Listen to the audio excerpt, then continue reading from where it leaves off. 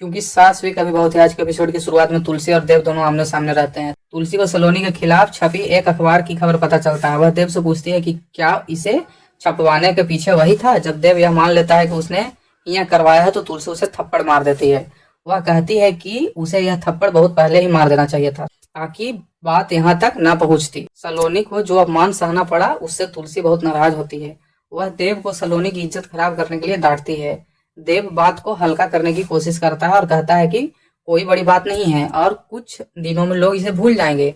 लेकिन तुलसी जवाब देती है कि उनके परिवारों में बेटों और महिलाओं की इज्जत करना सिखाया जाता है। वह देव को आदेश देती है कि वह सबके सामने माफी मांगे, लेकिन देव मना कर देता है। फिर तुलसी बाप जी को बताती है कि उस खबर के पीछे देव ही था और मांग करती है कि उसे सख्त सजा दी जाए। वह बाप जी की इस बात से भी सहमत होती है कि सलोनी और देव की शादी पूरे परिवार के सामने नहीं होनी चाहिए। देव कबूल करता है कि वही जिम्मेवार था।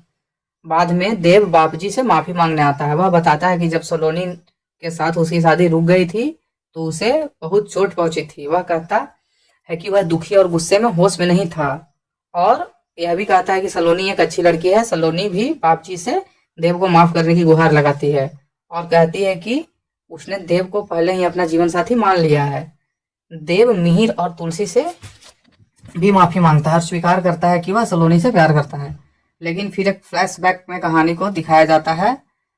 नोइना देव से कहती है कि उसने झूठ बोलकर गलती की है। वह कहती है कि देव ने जो किया है वह फिर भी समझने योग्य था, लेकिन पकड़े जाने का असली समस्या है।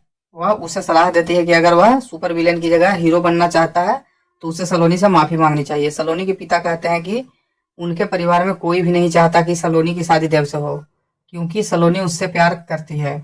इसलिए वो देव को माफ करने और शादी के लिए मान जाते हैं। तुलसी अब भी कहती है कि यह शादी गलत है, लेकिन बापजी कहते हैं कि वह बस सलोनी को खुश देखना चाहते हैं। आखिरकार देव और सलोनी की शादी हो जाती है। शादी के बाद नोइना सूची से कहती है कि अब ड्रामा आखिरकार खत्म हो गया। सूची मानती है कि जब लोगों को शक होने लगा था कि मिहिर और तुलसी के तलाक के बारे में बापजी को नोइना ने बताया है, तब वह डर गई। नोइना बात को टाल देती है और कहती है कि किसी को सच्चाई पता नहीं चली, लेकिन तुलसी उनकी बातचीत सुन लेती है।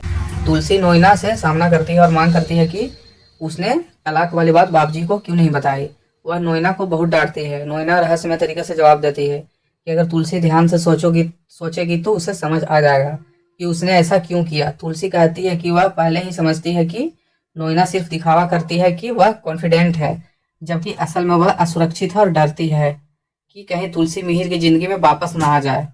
तुलसी एक बार फिर साफ कर देती है कि वह मिहिर को वापस नहीं चाहती। वह बताती है कि उसने तलाक के कागजों पर साइन करने के लिए इसलिए मना किया था क्योंकि साइन करने का मतलब शांति निकेतन खो देना होता है।